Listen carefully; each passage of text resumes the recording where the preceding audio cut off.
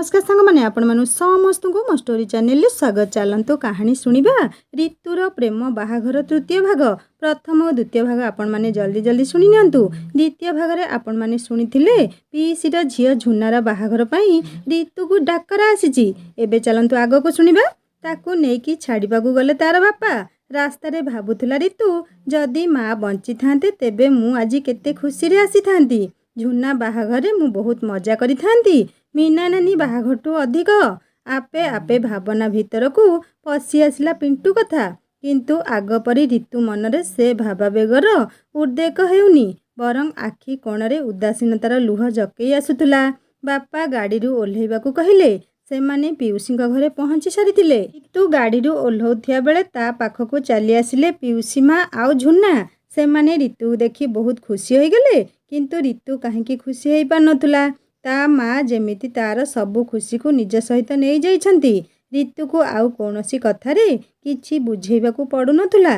से सबु किछि पे आपे बुझी जाउथुला। आगरू पियुसी घर को आसिले केवल खुशी गपरे समय काटुथुला। ऋतु एथर सबुबेले कामरे लागी जाउछि। पियुसी बेले बेले मन रखिबाकू कहंती। मो छुआटा केते काम करुछि, मु ताकू आसीबा दिनरू टिके भी फांका देउनी। ऋतु कहिला, की कथा कहूच अपा, मो भौणीर बाहाघर मु काम करिबिन तो आउ किए करिबो। झुना कहला, हाँ करू करू, ता बाहाघर को मु सबु काम करी सुझी देबी। ऋतु को टिके हसैबाकू झुना जेते चेष्टा कले भी से हसु नथुला। सबु बेले गुमसुम रहुतुला। धीरे धीरे बंधु बांधव माने आसुथुले। मीना ता स्वामी ओ पिला माने आसिकी पहुँचिले। ता परदिन आसिले गीता आपा ओ तांको स्वामी आउ दुई झियो। सबु उदासीनता भितर भी ऋतु मनरे गोटे आशा किंतु ए जाए मौली नथिला। पिंटू सहित देखा हेबार इच्छा। समस्ते तो आसीगले किंतु ए जाए पिंटूर देखा नथिला। मनटा तार केमिति अस्तव्यस्त हेउथुला पिंटूर खबर टिके शुणिबाकू। जेतेबेले झुना गीता आपांको पिंटू विषय पचारला से कहले तार परीक्षा चलछि किंतु बाहाघर दिन संध्यारे आसिकी पहुँची जिवो। मीना पिंटू विषय पचारू पचारू कहला, अपा जहा भी हेउ पिंटू बाहाघर को मते डाकिबाकू भूलिबुनी। गीता आपा कहले, अरे ना ना मु जमारू भूलिबिनी, समस्त को डाकिबी। मीना कहला, शुणे अपा एबेठू भल झियोटे ठीक करिकी रखिदे, नहले आजिकाली झियो गुड़ा जेमिति सरलिया पुआ देखिकी फसाई देबे।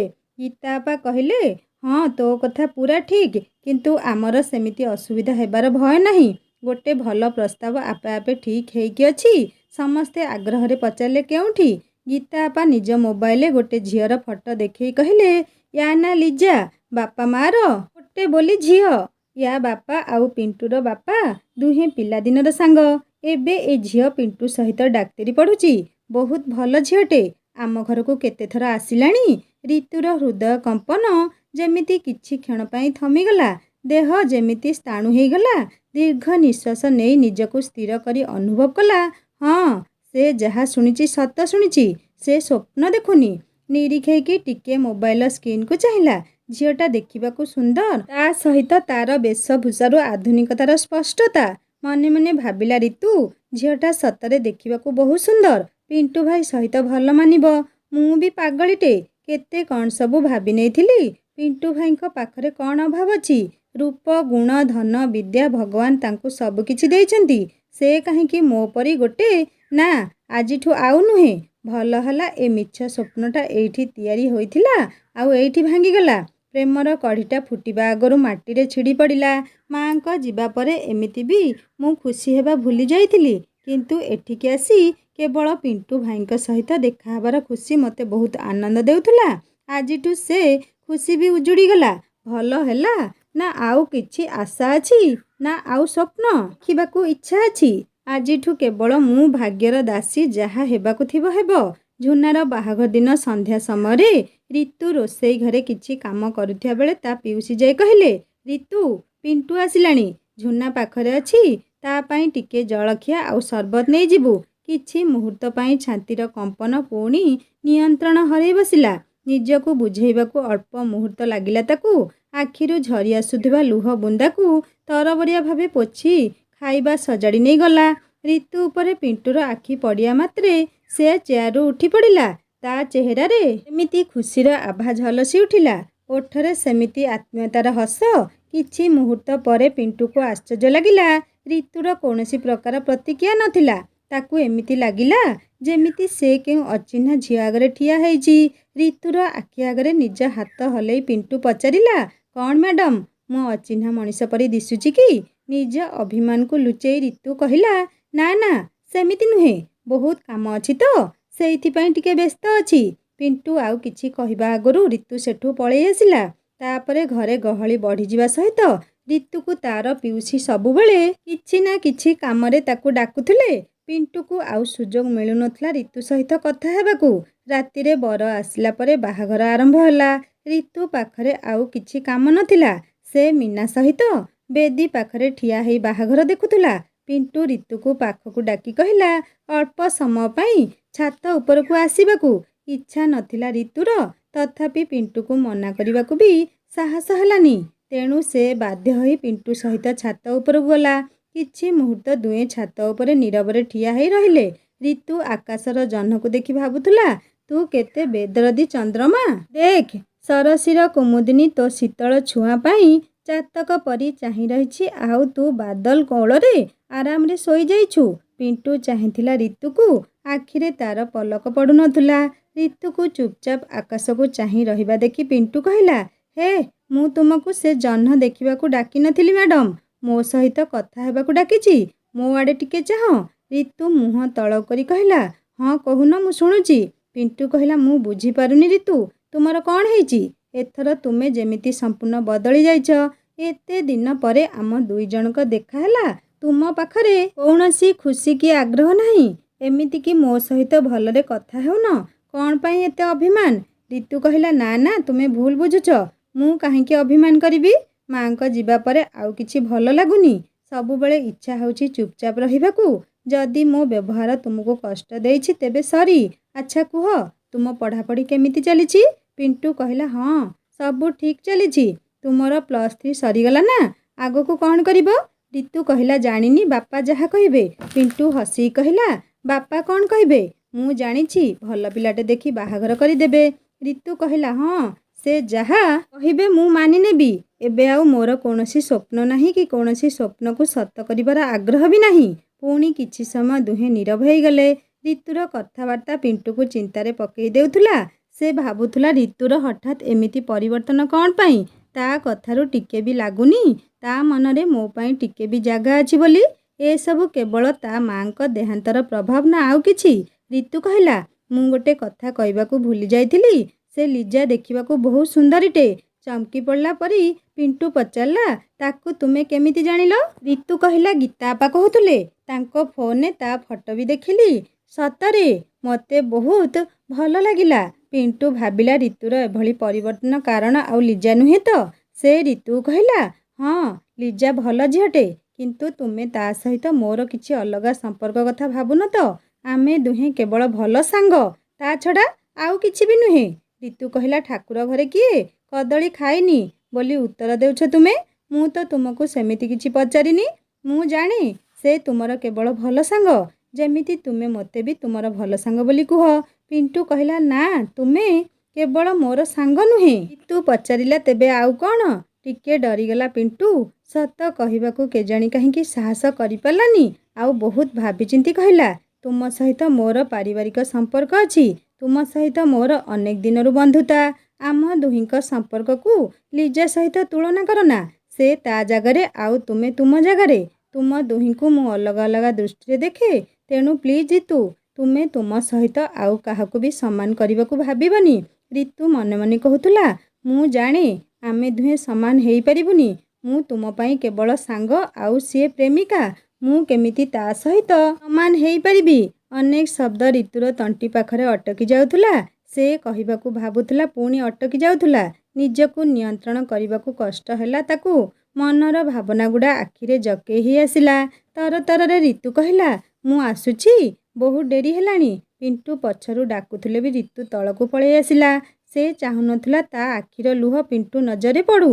ସେ ଅନୁଭବ କରେଇବାକୁ ଚାହୁଁନଥିଲା ତା ମନରେ ପିଣ୍ଟୁ ପାଇଁ ଥିବା ଭାବନାକୁ। ସେ ଭାବନା ତା ଭିତରେ ସବୁଦିନ ପାଇଁ ସମାଧି ପାଇଯାଉ। ସେଦିନ ରିତୁ ନିଜ ମନକୁ ବୁଝେଇ ଦେଲା, ଆଉ ଜୀବନରେ କେବେ ବି ନିଜ ଭାବନାକୁ ପିଣ୍ଟୁ ଆଗରେ ଜଣେଇବାକୁ ଚେଷ୍ଟା କରିବନି।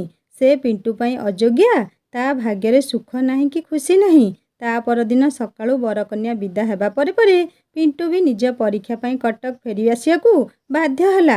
ଇଚ୍ଛା ଥିଲେ ବି ସେ ଆଉ ରିତୁ ସହିତ କଥା ହେବାର ସୁଯୋଗ ପାଇଲାନି। 2-3 ଦିନ ପରେ ରିତୁ ବି ନିଜ ଘରକୁ ଫେରି ଆସିଲା। ରିତୁ MA ପଢ଼ୁଥିବା ବେଳେ ତା ପାଇଁ ଗୋଟେ ବିବାହ ପ୍ରସ୍ତାବ ଆସିଲା। ପୁଅ ଘରେ ତାକୁ ଦେଖିକି ପସନ୍ଦ କରିବା ସହିତ ବାହାଘର ପାଇଁ ଜିଦି କଲେ। ରିତୁର ବାପା କହିଲେ ତାର ପଢ଼ା ସରିଲେ ବାହାଘର କରିବା। ପୁଅ ଘରେ କହିଲେ ଆମେ ବାହାଘର ପରେ ତାକୁ ପଢ଼ିବାକୁ ସୁଯୋଗ ଦେବୁ। ତୁମ ଘରେ ସେ ଯେମିତି ଅଛି ଆମ ଘରେ ବି ସେମିତି ରହିବ। ତାର କୌଣସି ସ୍ୱାଧୀନତାରେ ବାଧା ଆସିବନି।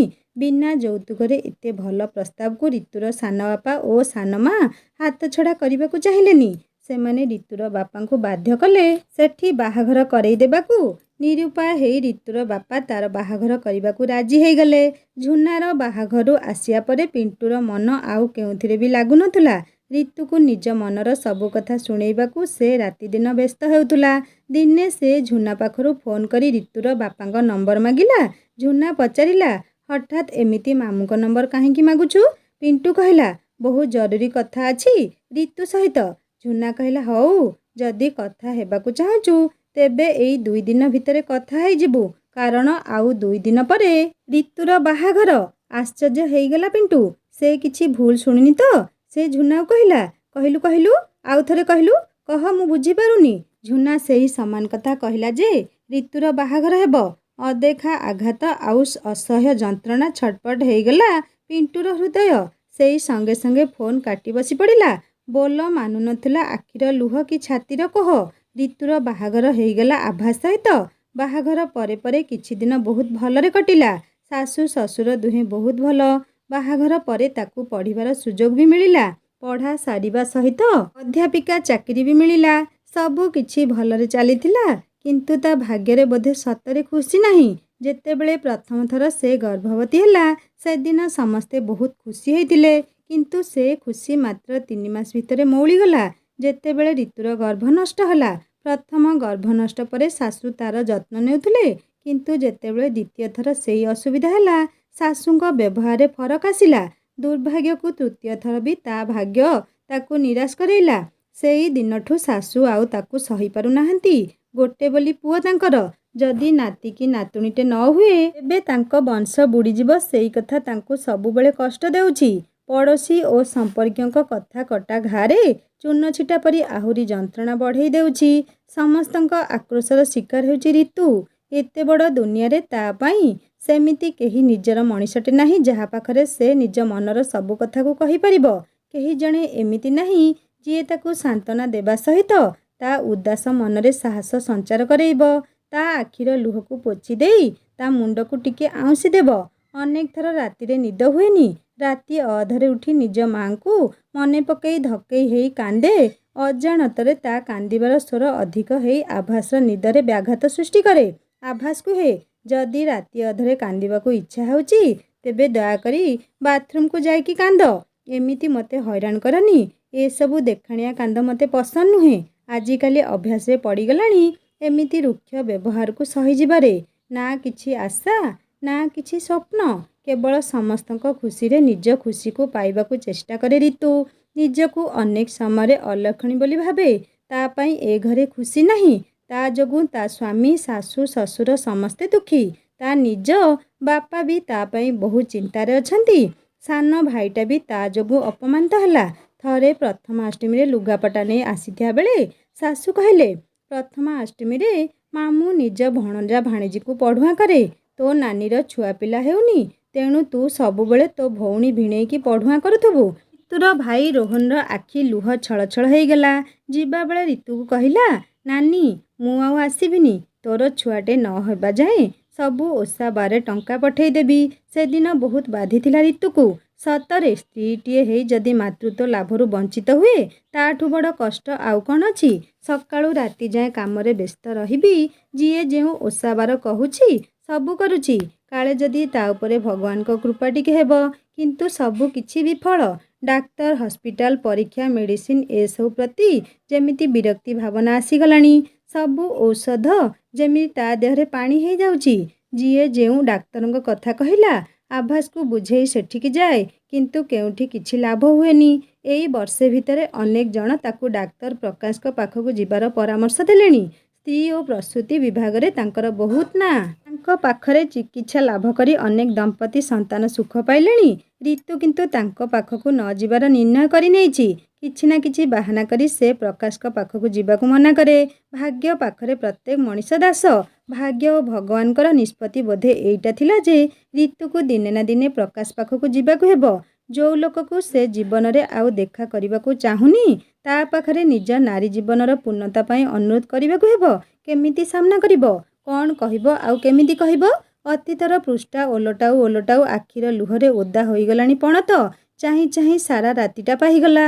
ଆଭାସ ଉଠିପଡ଼ି କହିଲେ, ଜଲ୍ଦି ଉଠିଯାଅ, ଠିକ୍ 9ଟା ବେଳକୁ ରେଡ଼ି ହେଇଯିବ ଡାକ୍ତରଙ୍କ ପାଖକୁ ଯିବାକୁ। ରିତୁର ଦେହ ଭାରି ଦୁର୍ବଳ ଲାଗୁଥିଲା। ରାତି ଅନିଦ୍ରା ପାଇଁ ମୁଣ୍ଡଟା ଟିକେ ଟିକେ ଯନ୍ତ୍ରଣା ହେଉଛି। ତଥାପି ଉଠିପଡ଼ି ଗାଧୁଆ ଘରକୁ ଗଲା। ଇଚ୍ଛା ନଥିଲେ ବି ଯିବାକୁ ପ୍ରସ୍ତୁତ ହେଲା ରିତୁ। କାରଣ ଆଉ କିଛି ବାହାନା କରିବା ଅସମ୍ଭବ। ଆଭାସର ମାଉସୀଙ୍କ ସମ୍ପର୍କୀୟ ଜଣକ ଆଗୁଆ ନମ୍ବର କରିଦେଇଥିଲେ। ସେ କହିଥିବା ସମୟରେ ଆଭାସ ଓ ରିତୁ ଦୁହେଁ ଯାଇ ପହଞ୍ଚିଗଲେ। କ୍ଲିନିକ୍ ବେଶୀ ବଡ଼ ନୁହେଁ, ତେଣୁ ରୋଗୀମାନଙ୍କୁ ନିଜ ନିଜ ନମ୍ବର ପଡ଼ିବା ଯାଏଁ ଅପେକ୍ଷା କରିବାକୁ ଅସୁବିଧା ହୁଏ। ଆଭାସ ଓ ରିତୁ ବି ସେମିତି ଠିଆ ହେଇ ରହିଲେ। ରୋଗୀ ଅଧିକ, ବସିବା ପାଇଁ ଜାଗା କମ୍। ଅଧଘଣ୍ଟା ଠିଆ ହେବା ପରେ ଆଭାସ ସେ ପିଲାକୁ ଡାକି ପଚାରିଲା, ଭାଇ, ଆମ ନମ୍ବର କେତେବେଳେ ପଡ଼ିବ? ସେ ପିଲାଟି କହିଲା, ଟିକେ ଅପେକ୍ଷା କରନ୍ତୁ, ମାତ୍ର ଅଧଘଣ୍ଟା ଭିତରେ ପଡ଼ିଯିବ। ରିତୁ କହିଲା, ଏମିତି ବି ଆମେ ଅଧଘଣ୍ଟା ହେଲାଣି ଅପେକ୍ଷା କଲୁଣି। ସେ ପିଲାଟା ଆଉ କିଛି ନ କହି ନିଜ କାମ କରିବାକୁ ପଳେଇଲା। ରିତୁ ଆଭାସକୁ କହିଲା, ଚାଲ ପଳେଇବା। ଦାୟିତ୍ୱହୀନ ଡାକ୍ତର। ରୋଗୀମାନଙ୍କୁ ଶାନ୍ତିରେ ବସିବା ପାଇଁ ବି ଟିକେ ବ୍ୟବସ୍ଥା ନାହିଁ। ଆଭାସ ବିରକ୍ତ ହେଇ କହିଲା, ପାଗଳଙ୍କ ପରି କଥାବାର୍ତ୍ତା କରନି। ଡାକ୍ତର ଭଲ ହେଇନଥିଲେ ଏଠି ଏମିତି ରୋଗୀଙ୍କ ଲମ୍ବା ଧାଡ଼ି ଲାଗିନଥାନ୍ତା। ରିତୁ ଆଉ କିଛି ନ କହି ଚୁପଚାପ ରହିଲା। ପିଣ୍ଟୁକୁ କେମିତି ସାମ୍ନା କରିବ ସେଇ କଥା ଭାବି ଭାବି ତା ମନ ଅସ୍ଥିର ହେଇଯାଉଥିଲା। କିଛି ସମୟ ପରେ ରିତୁର ନମ୍ବର ପଡ଼ିଲା। ରିତୁ ଓ ଆଭାସ ଦୁଇ ଜଣଙ୍କୁ ଭିତରକୁ ଯିବାକୁ କୁହାଗଲା। ରିତୁ ମନରେ ଭାବନାର ସମୀକରଣ ଚାଲିଥାଏ। କ'ଣ କହିବ, କେମିତି କହିବ? ଏତେ ବର୍ଷ ପରେ ପିଣ୍ଟୁ ତାକୁ ଚିହ୍ନି ପାରିବ ତ? ଯଦି ଚିହ୍ନିବି ଅଚିହ୍ନାଙ୍କ ପରି ବ୍ୟବହାର ଦେଖାଏ ସେ ସହିପାରିବ ତ? ସେ କ'ଣ ପିଣ୍ଟୁ ସହିତ ନିଃସଙ୍କୋଚରେ ଜଣେ ରୋଗୀ ଭଳି ନିଜର ଅସୁବିଧା କଥା କହିପାରିବ? ରିତୁ ଯେତେ ଯେତେ ଆଗକୁ ଯାଉଥାଏ ତା ପାଦର ଗତି ମନ୍ଥର ହେଇଯାଉଥାଏ। ରିତୁ ଯାଇ ଡାକ୍ତର ପ୍ରକାଶଙ୍କ ପାଖରେ ଠିଆ ହେଲା। ଡାକ୍ତର ପ୍ରକାଶକୁ ଦେଖୁ ଦେଖୁ ରିତୁ ଭିତରେ ଅନେକ ପ୍ରତିକ୍ରିୟା ହେବାକୁ ଲାଗିଲା। କାରଣ ଅତୀତର ଚିହ୍ନା ଚେହେରାକୁ ଭୁଲିବା ସହଜ ନୁହେଁ। ଇଏ କେବଳ ରିତୁର ପରିଚିତ ନଥିଲେ, ବରଂ ଥିଲେ ତା ହୃଦୟର ଖୁବ୍ ନିକଟତର ମଣିଷଟେ। ଇଏ ସେଇ ପିଣ୍ଟୁ ଯାହା ସହିତ ରିତୁ ଛୋଟବେଳୁ ଅନେକ ସମୟ କାଟିଛି। ହସ ଖୁସି ମଜା ଭିତରେ ତାକୁ ନେଇ ସ୍ୱପ୍ନ ଦେଖିବାକୁ ପଛେଇନି। ଏତେ ବର୍ଷ ପରେ ବି ପିଣ୍ଟୁକୁ ଦେଖି ରିତୁ ମନରେ ବହୁତ ଅସ୍ଥିରତା। ନିଷ୍ଠୁର ଭାଗ୍ୟକୁ ନିନ୍ଦା କରି ରିତୁ ମନେ ମନେ କହୁଥାଏ, କାହିଁକି ମୋ ସହିତ ଏମିତି ହେଉଛି? ଯାହା ଚାହୁଁଛି ସେ ସବୁ ମିଳୁନି, ଆଉ ଯାହା ଚାହୁଁନି ସେମିତି ପରିସ୍ଥିତି ମୋ ଜୀବନରେ ବାରମ୍ବାର ଆସୁଛି।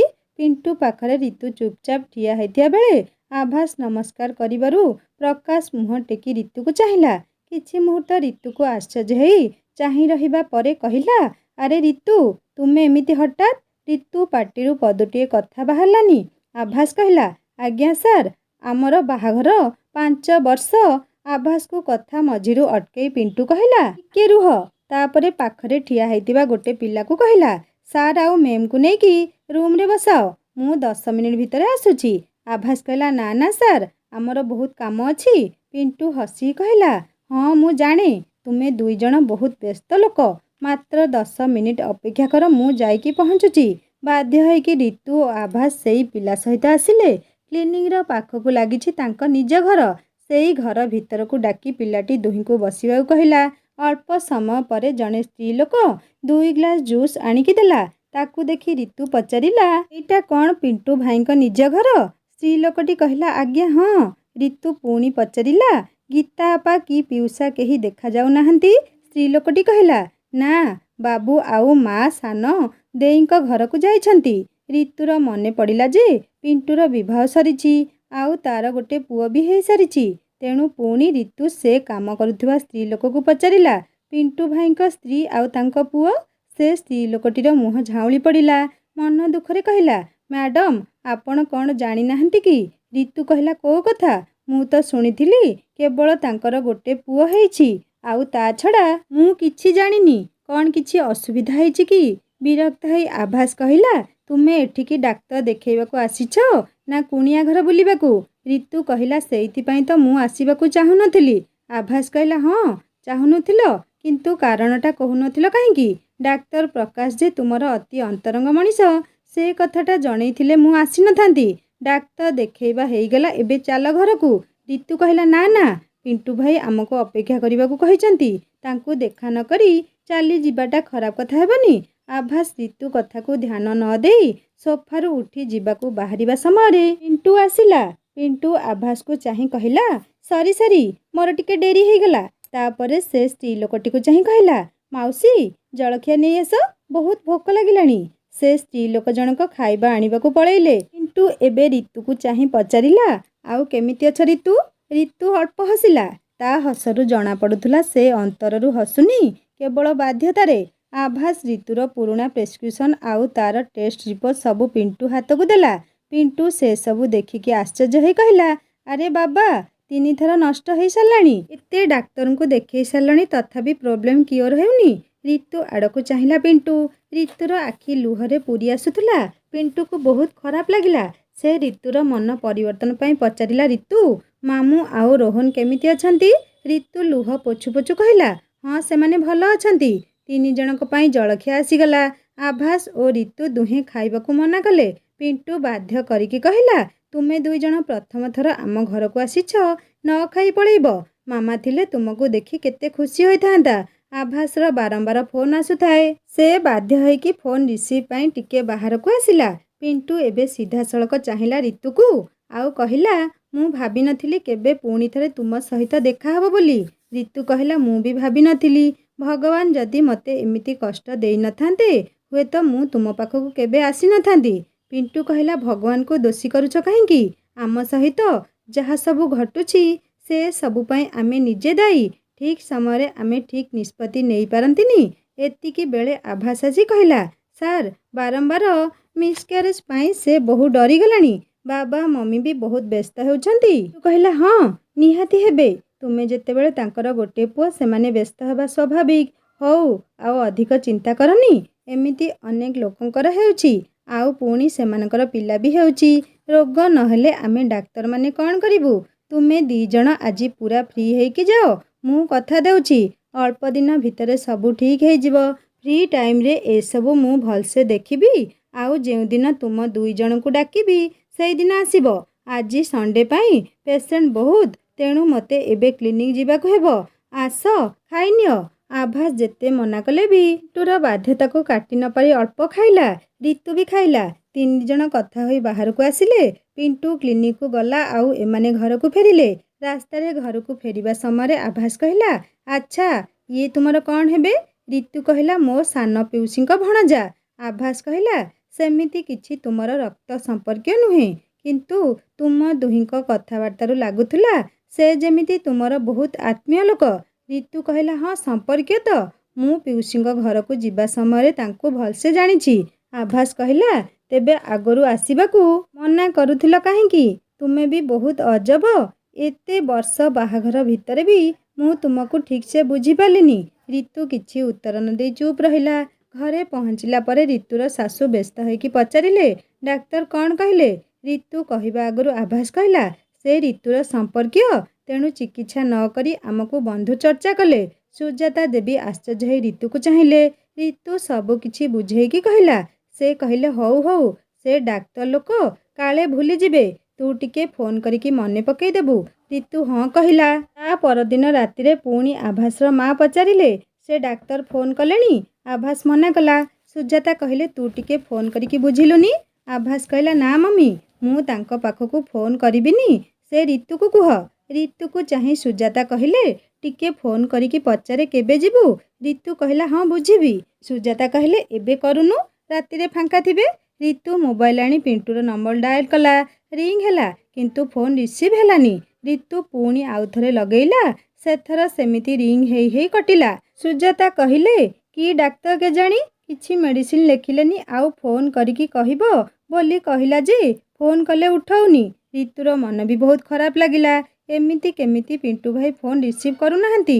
ଦେଖିକି ଏତେ ଖୁସି ହେଇଗଲେ, ଏତେ ଭଲରେ ଚର୍ଚ୍ଚା କଲେ, ଆଉ ଏବେ ମୋ କଥା ତାଙ୍କର ମନେ ପଡ଼ୁନି। ସେ କ'ଣ କେବଳ ମୋତେ ଦେଖିକି ଅଭିନୟ କରୁଥିଲେ? ନା ଆଉ ଜମା କଲ୍ କରିବିନି କି ଆଉ ତାଙ୍କ ପାଖକୁ ଯିବିନି। ମୋ ଭାଗ୍ୟରେ ଯାହା ଥିବ ହେବ। ଆଉ ରିତୁକୁ କିଛି ଖାଇବାକୁ ଇଚ୍ଛା ହେଲାନି। ସବୁ କାମ ସାରିକି ଶୋଇବାକୁ ଗଲା। ବିଛଣାରେ ଶୋଇ କେବଳ ପିଣ୍ଟୁ କଥା ହିଁ ଭାବୁଥିଲା। ସତରେ କ'ଣ ପିଣ୍ଟୁ ଭାଇଙ୍କ ମନରେ ମୋ ପାଇଁ ଟିକେ ବି ଆନ୍ତରିକତା ନାହିଁ? ନ ଯାଇଥିଲେ ଭଲ ହେଇଥାନ୍ତା। କାହିଁକି ଯାଉଥିଲି କେଜାଣି? ଏତିକି ବେଳେ ଆଭାସର ଫୋନ୍ ରିଙ୍ଗ୍ ହେଲା। ସେ ଦେଖିଲା ପିଣ୍ଟୁର କଲ୍। ରିସିଭ୍ କରିବାରୁ ପିଣ୍ଟୁ କହିଲା, ମୁଁ ସବୁ ରିପୋର୍ଟ ଦେଖି ସାରିଛି। ତୁମେ 2 ଜଣ କାଲି ଆସିଯାଅ। ଆଉ ଅଳ୍ପ କିଛି ଟେଷ୍ଟ କରିଦେବା, ତାପରେ ଟ୍ରିଟମେଣ୍ଟ କରିବା। ଆଭାସ ଓକେ କହି ରିତୁକୁ କହିଲା, କାଲି ତୁମେ ଜଲ୍ଦି ଆସିବାକୁ ଚେଷ୍ଟା କରିବ। ମୁଁ ବି ଅଫିସରୁ ଶୀଘ୍ର ଆସିବି। କାଲି ସେ ଡାକ୍ତର ଯିବାକୁ କହିଛନ୍ତି। ରିତୁ ହଁ କହି ଶୋଇପଡ଼ିଲା। ତା ପରଦିନ 2 ଜଣ ଠିକ୍ ସମୟରେ ଘରେ ପହଞ୍ଚି ପ୍ରକାଶଙ୍କ କ୍ଲିନିକରେ ପହଞ୍ଚିଲେ। ପ୍ରକାଶ ଦୁହିଁଙ୍କୁ କହିଲା, ଅଧିକ କିଛି ଟେଷ୍ଟ କରିବା ଆବଶ୍ୟକ ନାହିଁ। ତୁମେ ତ ଏତେ ସାରା ଟେଷ୍ଟ କରିସାରିଛ। କେବଳ ରିତୁର ଅଲ୍ଟ୍ରାସାଉଣ୍ଡ କରି ବର୍ତ୍ତମାନର କଣ୍ଡିସନ୍ ଦେଖିବି। ରିତୁକୁ ଅଲ୍ଟ୍ରାସାଉଣ୍ଡ ରୁମ୍କୁ ନିଆଗଲା। ପ୍ରକାଶ ନିଜେ ଅଲ୍ଟ୍ରାସାଉଣ୍ଡ ଟେଷ୍ଟ କଲେ। ଟେଷ୍ଟ କରିବା ସମୟରେ ରିତୁକୁ ପଚାରିଲେ, ତୁମର କ'ଣ ଏଯାଏଁ ପିରିୟଡ଼୍ସ ପ୍ରୋବ୍ଲେମ୍ କ୍ୟୁଅର୍ ହେଇନି? ରିତୁ କହିଲା, ନା। ପ୍ରକାଶ କହିଲେ, ଜାଣିଛ ମୁଁ କ'ଣ ପାଇଁ ଏଇ ଡିପାର୍ଟମେଣ୍ଟ ଚୁଜ୍ କଲି? କେବଳ ତୁମ ପାଇଁ। ତୁମକୁ ପିରିୟଡ଼ ଟାଇମ୍ରେ କଷ୍ଟ ପାଇବା ଦେଖି ମୋତେ ବହୁତ କଷ୍ଟ ହେଇଥିଲା। ସେଇଦିନ ଡିସିସନ୍ ନେଇଥିଲି, ଯଦି ଡାକ୍ତର ହେବି ତେବେ ସ୍ତ୍ରୀ ରୋଗ ବିଭାଗରେ। ରିତୁ କହିଲା, ଆଚ୍ଛା, ତେବେ ମୋ କଷ୍ଟ ପାଇବା ତୁମକୁ ଏତେ ପ୍ରଭାବ ପକେଇଥିଲା? ସେଇଥିପାଇଁ କାଲି କଲ୍ କଲି ଯେ ତୁମେ ରିସିଭ୍ କଲନି। ମୁଁ ତ ଭାବିଲି ତୁମେ ମୋ କଥା ଭୁଲି ଯାଇଛ। ଆଶ୍ଚର୍ଯ୍ୟ ହେଇ ପ୍ରକାଶ କହିଲା, ଓ ସେଇଟା ତୁମ କଲ୍ ଥିଲା? ସରି, ମୁଁ କେମିତି ଜାଣିବି? ମୋ ପାଖରେ ତୁମ ନମ୍ବର ନାହିଁ ନା। ମୁଁ ସମସ୍ତଙ୍କୁ କଲ୍ ରିସିଭ୍ କରେନି। ମୁଁ ଏବେ ତୁମ ନମ୍ବର ସେଭ୍ କରିଦେଲି, ଆଉ ଅସୁବିଧା ହେବନି। କିନ୍ତୁ ମୋତେ କେବଳ ରାତିରେ କଲ୍ କରିବ। ଯେତେ ରାତିରେ କଲେ ବି ମୋର ଅସୁବିଧା ନାହିଁ, କିନ୍ତୁ ଦିନରେ ମୁଁ ଫ୍ରିରେ କଥା ହେଇପାରିବିନି। ରିତୁର ଟେଷ୍ଟ କରି ପ୍ରକାଶ କହିଲା, ତୁମର ବାରମ୍ବାର ମିସ୍କାରେଜ୍ ପାଇଁ ଗର୍ଭାଶୟରେ ପ୍ରଭାବ ପଡ଼ୁଛି। ତେଣୁ ଏଥର ଯଦି ପିଲା ରୁହେ ତେବେ ଖୁବ୍ ସାବଧାନରେ ଚଳିବ। ଯାହା ଯାହା କହିବି ସବୁକିଛି ମାନିବ।